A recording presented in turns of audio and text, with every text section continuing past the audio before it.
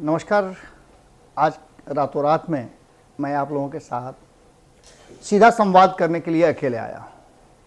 विषय के साथ साथ कुछ ऐसी बातें भी थी जिसको लेकर के जानते हैं आपके रातों रात का ये जो शो है वो 365 दिन आपके साथ जुड़ने का एक कार्यक्रम है। हर परिस्थिति में आपके से कभी दूर होने का ये सवाल ही नहीं उठता है, क्योंकि आप इंतज़ार करते हैं और आपके इंतज़ार में हमारा योगदान सिर्फ इतना ही है कि आप याद किए और हम चले आए। रक्षाबंधन के त्यौहार के कारण बहुत सारे लोगों को छुट्टी दी गई थी। इसके साथ साथ और भी बहुत सारी बातें हैं जो बहुत दिन हो गए थे आप लोगों से अकेले में बात किए हुए। तो आज के इस रातों रात के एपिसोड में हम चर्चा बिहार से होकर के दिल्ली तक पहुंचेंगे और दिल्ली में नीतीश कुमार के जो इम्तिहान की चर्चाएं चल रही हैं। दिल्ली नीतीश कुमार का इम्तिहान लेगा। कहा तो ये भी जा रहा है कि नीतीश कुमार से दिल्ली बहुत दूर है।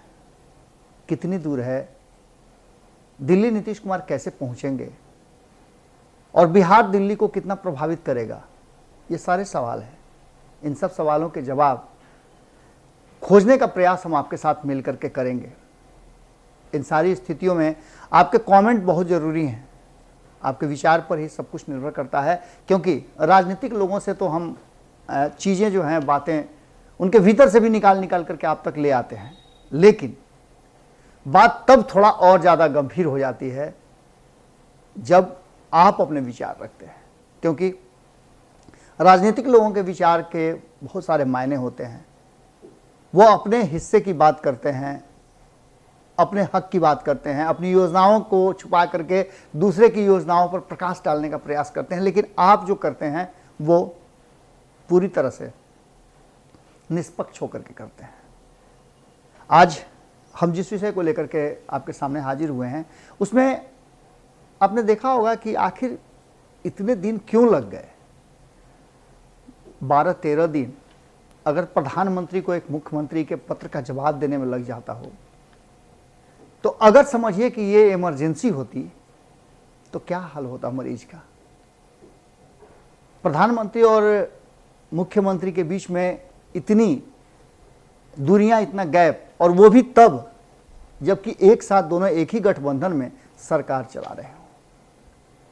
सवाल जरूर है और इस सवाल का जवाब खोजने के लिए नेता प्रतिपक्ष तेजस्वी यादव ने जब चिट्ठी का जवाब नहीं आया तो उन्होंने चिट्ठी लिखी थी कि आखिर हमारा दोष क्या है, क्या बिहार इस देश का हिस्सा नहीं है, या प्रधानमंत्री जी को बिहार नजर नहीं आ रहा है। अगर नजर आता है तो हमने आपसे आग्रह किया है सम्मिलित रूप से कि हम आपसे मिलना चाहते हैं, आपसे कुछ बात करना चाहते हैं। हम बात करना चाहते हैं इस देश की समस्या पर, हम बात करना चाहते हैं योजनाओं पर, हम बात करना चाहते हैं जातीय जनगणना पर, हम बात करना चाहते हैं कि किस जाति के कितनी संख्या है। और ये अगर आंकड़े हमारे पास उपलब्ध होंगे तो सरकारों को योजना बनाने में और किसकी क्या स्थिति है ये जानने में सहूलियत मिलेगी, जिससे लोगों तक वो चीज़ें पहुंचेंगी। हालांकि इसका कितना इम्पैक्ट होगा ये अलग बात है, लेकिन आखिर भारतीय जनता पार्टी जातीय जनगणना पर मुंह टेढ़ा क्यों कर रही है? क्यों भारतीय जनता पार्टी जातीय जनगणना से खुद को दूर रखना चाहती है? क्या उसे इस बात का डर है कि जातीय जनगणना होने के बाद भारतीय जनता पार्टी के प्रभाव, प्रभुत्व और उसके जनाधार में कमी आ जाएगी? नीतीश कुमार इस बात को बेहतर ढंग से समझते हैं, क्योंकि बिहार, हमने आपको कई बार बताया है कि मिजाज सेट करता है इस देश का। बिहार में होने वाली घटनाएं, राजनीतिक रूप से जो भी घटनाएं घटती हैं उसका असर इस देश में होता है। और ये जो स्थिति है इस देश की, उसको लेकर के जब बिहार में मंथन शुरू होता है तो देश में उथल पुथल शुरू होता है। जातीय जनगणना का डिमांड अब लगभग सभी राज्य करने लगे हैं। कई राज्यों ने तो जातीय जनगणना अपने हिसाब से किया है, अपने अनुसार किया है। इसमें भी कई तरह की बातें सामने आ रही हैं। कहा जा रहा है कि जहां छोटे छोटे जो क्षेत्रीय दल हैं उनका पूरा आधार, जनाधार जो है वो टिका होता है इन जातियों पर। अगर जातियों पर नहीं टिका होता तो नीतीश कुमार को क्या जरूरत थी लव कुश समीकरण को फिर से एक बार इकट्ठा करने का। बहुत बढ़िया तो चल रहे थे वो एनडीए में, भारतीय जनता पार्टी के सपोर्ट से और अन्य दलों के सपोर्ट से उनकी सरकार चल रही थी। भले ही थोड़े कम सीट आए लेकिन सरकार में तो वो हैं, मुखिया भी वही हैं।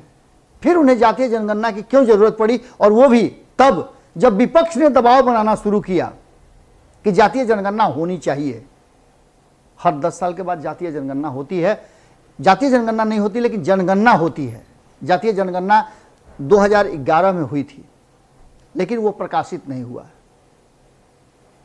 जनगणना का आज कोई नया सिलसिला नहीं है, हर 10 साल पर जनगणना होती है, लेकिन उसमें जातीय आधारित जनगणना कराने की, उसमें कॉलम जोड़ने की बात लगातार मांग की तरफ उठ रही थी।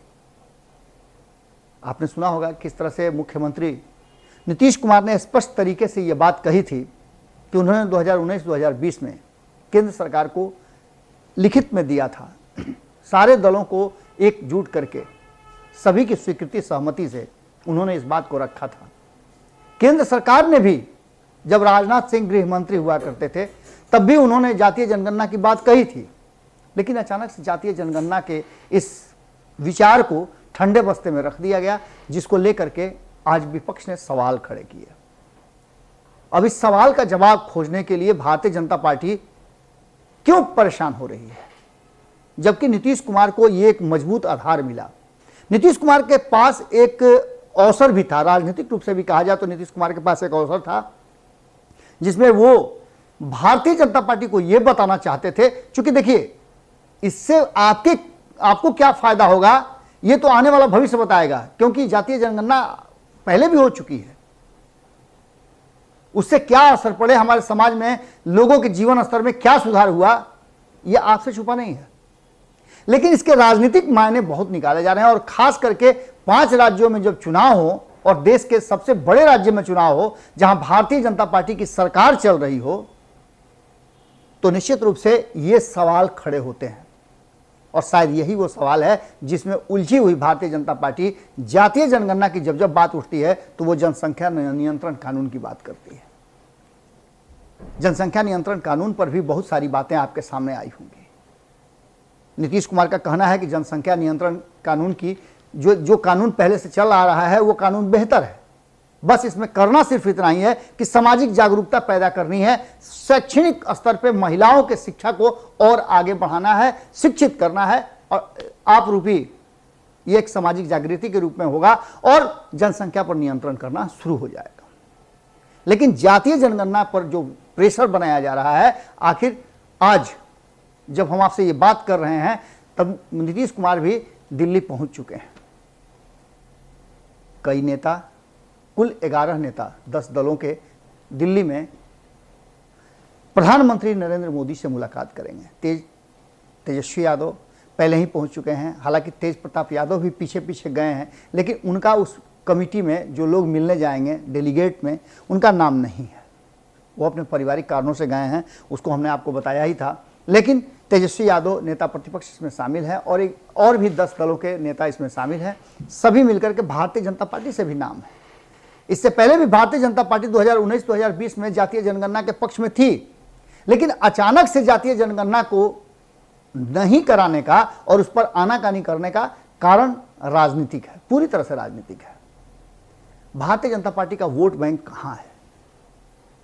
वो एक सर्व समाज है, जिस समाज के लोग हिंदुत्व के नाम पर, और भी कई कारण हैं जिसको लेकर के नरेंद्र मोदी और भारतीय जनता पार्टी को वोट करते हैं।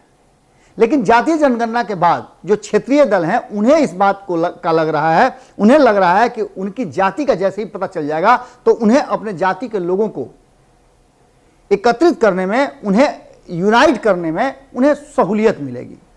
और आपको पता है कि हर जाति के कुछ नेता हैं, खास करके पिछड़ी जातियों की बात करें तो उसमें बहुत ज्यादा लोगों को एकजुट करने की होड़ मची हुई है, जिसका कि प्रकटीकरण अभी हाल फिलहाल में आपने देखा कि नीतीश कुमार ने अपने धूर विरोधी उपेंद्र कुशवाहा को अपनी टीम में शामिल करके उन्हें बड़ा अधिकार दिया है, बड़ी जिम्मेवारी दी है। बिहार भर में वो अपनी जाति के लोगों को और बिहार के लोगों को संगठित करने का प्रयास कर रहे हैं। लवकुश समीकरण को साधने का प्रयास कर रहे हैं। वहीं दूसरी तरफ आपने देखा होगा कि आरजेडी में भी, जो कि अगर देखा जाए तो जातीय संख्या के आधार पर यादव जाति सबसे अधिक है, और यह बात खूब बढ़िया से जानते हैं आरजेडी के लोग, क्योंकि आरजेडी को कहा जाता है कि यादवों की पार्टी है। MY समीकरण, मुस्लिम यादव समीकरण की ही पार्टी उसको बताया जाता है। ऐसी स्थिति में जब संख्या पता चल जाएगा तो उन्हें अपनी हैसियत और औकात भी पता चलेगी, और यही कारण है कि हम आपको आज बता रहे हैं कि नीतीश बाबू की जो हैसियत है, जो ताकत है, उसका इम्तिहान लेने के लिए आज कहीं ना कहीं तैयार है इस देश की राजधानी दिल्ली। दिल्ली में नीतीश बाबू जब पहुंचेंगे तो कहीं ना कहीं वो अपनी ताकत दिखाने जा रहे हैं। हालांकि उनकी ताकत वर्तमान परिस्थिति में अगर पूरी 100% सच्चाई के साथ कही जाए तो उनकी ताकत एनडीए है, क्योंकि एनडीए से ही वो सरकार में स्थापित हैं। लेकिन नीतीश बाबू विपक्ष के साथ, विपक्ष के नेताओं के कहने पर प्रधानमंत्री से मिलने जा रहे हैं। इसका मतलब है कि कहीं ना कहीं भारतीय जनता पार्टी को अपनी ताकत दिखाने जा रहे हैं। और भी राज्य के लोगों ने इस तरह की बात नहीं सोची है, लेकिन उत्तर प्रदेश से सटा हुआ बिहार अगर ऐसा सोचता है तो इसके कई कारण हैं।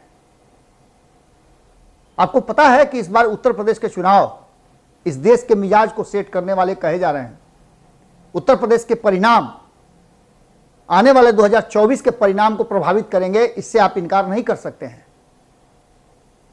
इस बार खास करके अगर कहा जाए तो सवर्णों की भी स्थिति, और सवर्ण भी उत्तर प्रदेश के चुनाव में अपनी भूमिका को बड़ा ही स्पष्ट करने जा रहे हैं। और ऐसी स्थिति में अगर जातीय जनगणना की बात की जा रही है, ये अगर इसकी शुरुआत हो जाती है, इसकी बात होने लगती है, तो आने वाले 2024 के चुनाव में हर दल, हर क्षेत्रीय दल अपनी जाति के आधारित जो उसके मंसूबे हैं, जो उसका वोट बैंक है, उसके आधार पर अपनी प्रतिनिधित्व की बात करेगा।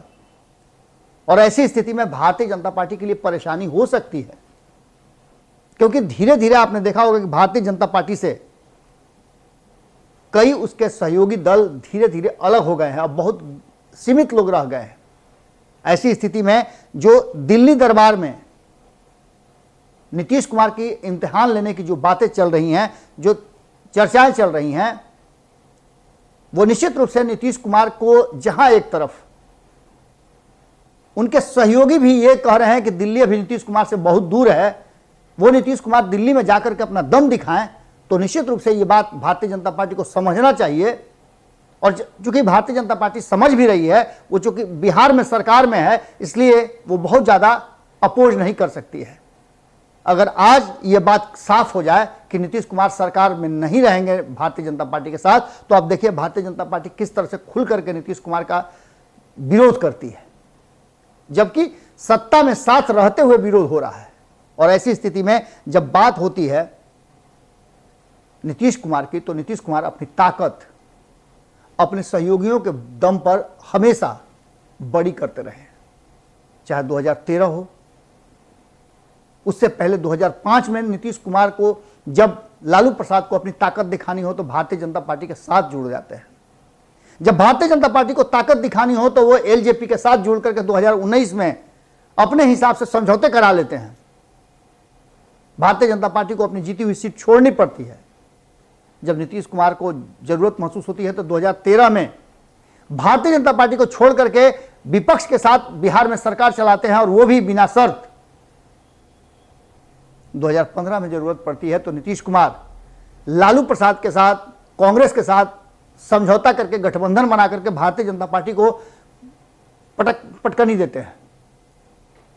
अब इन सब बातों के साथ साथ नीतीश कुमार की हैसियत, ताकत और उनके इम्तिहान की बात शुरू हो गई है।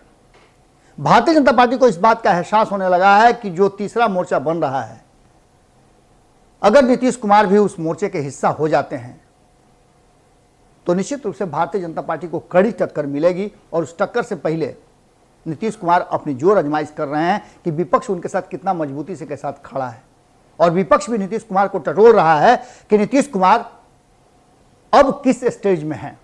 क्या नीतीश कुमार पर भरोसा किया जा सकता है? क्या नीतीश कुमार विपक्ष का चेहरा बनने के लायक हो गए हैं? इन सारी बातों का, सारे सवालों का जवाब धीरे धीरे आप तक पहुंचता जाएगा। इससे ठीक पहले आपको बता दें कि जो बातें चल रही हैं उन बातों में कहा यही जा रहा है कि हर बार मुझे बेइंतहा इम्तिहान देना पड़ता है, हर बार मुझे उस कांटों के ताज से गुजरना पड़ता है। और नीतीश कुमार इम्तिहान देने में कभी पीछे नहीं हटे हैं। जब प्रधानमंत्री के सामने नीतीश कुमार विपक्ष के नेताओं के साथ बैठेंगे तो प्रधानमंत्री की मनोदशा आप अंदाजा लगा सकते हैं। यह महाभारत के उस युद्ध की तरह है जब भीष्म पितामह यह बात जानते थे कि कौरव जो हैं गलत कर रहे हैं, पांडवों के साथ अन्याय हो रहा है, लेकिन फिर भी राजधर्म के साथ वो थे। उनका राजधर्म यह कहता था कि वो राजा के साथ रहे और राज सत्ता कौरवों के साथ थी। अंततः युद्ध का परिणाम जो भी हुआ हो, आज नीतीश कुमार की स्थिति बिल्कुल वही है। इसकी परिणति क्या होगी, क्योंकि ये देश एक बार फिर से उस मुहाने पर खड़ा है जहां सरकार में बैठे लोग जातीय जनगणना हो, जनसंख्या नियंत्रण हो या फिर ओबीसी आरक्षण हो, इसी पर लेकर के अपना तुरतुड़ी बजा रहे हैं, तुम्बा बजा रहे हैं, कोई झाल बजा रहा है, कोई करताल बजा रहा है, कोई ढोल पीट रहा है। लेकिन आम जनता कहाँ है? ताकत तो नीतीश कुमार दिखा रहे हैं, किसके दम पे, किसके बदौलत, ये तय आपको करना है। फैसला अंततः आपको ही लेना है। आज रातों रात में मेरे आने का कारण सिर्फ इतना ही था कि हम एक बार फिर से आपसे वो बात कर सकें जो काफ़ी लंबे समय से अकेले हमारे आपके बीच में नहीं हो रही थी। हम मुद्दा आधारित बातें आपके सामने रखते थे, लेकिन आज हमने मुद्दा आधारित नहीं, हमने आपको बिहार और इस देश की राजधानी दिल्ली की, जो दिल्ली बिहार को क्या समझता है, कहाँ देखता है, किस तरह से देखता है, क्या दिल्ली बिहार को स्वीकार करेगा, क्या दिल्ली का वो तख्त बिहार को नसीब होगा, इस सवाल के साथ आपको छोड़ करके जाते हैं। नीतीश कुमार में भले ही लाख कमियां उनके विरोधी निकालते हों, लेकिन आज उसी नीतीश कुमार के साथ इस देश के प्रधानमंत्री के सामने बैठक के लिए, मीटिंग के लिए और अपनी बात मनवाने के लिए एकजुट होकर के ये बिहार गया है। क्या यही एकजुटता 2022, 2023 और 2024 में दिखेगी? सवाल बड़ा है और इस सवाल के साथ हम आपको छोड़ करके आज जा रहे हैं। जवाब जरूर दीजिएगा, क्योंकि आपके जवाब का हमें इंतजार रहता है। आज का सफ़र यहीं समाप्त करते हैं। बाकी की खबरें तो आप जानते हैं कि भारत लाइव पर लगातार चलती रहती है। बहुत बहुत धन्यवाद आपका जो इतने वक्त तक मेरे साथ जुड़े रहे। नमस्कार। अगर ये वीडियो पसंद आई और वह बिहार के राजनीति और बिहारियत से सरोकार रखेनी तो सब्सक्राइब बटन दबा के चैनल के सब्सक्राइब कर ली। ओजे एगो घंटी बा, ओकरा बटन दबा देला से कुल सटीक और मारक खबर रुआ मुफ्त में मिल जाई। अगर रुआ पत्रकारिता के हमनी के नया प्रयोग में सहयोग कर चाहतानी तो ज्वाइन बटन दबा दी। पेटीएम नंबर नोट कर ली 9386816700। धन्यवाद।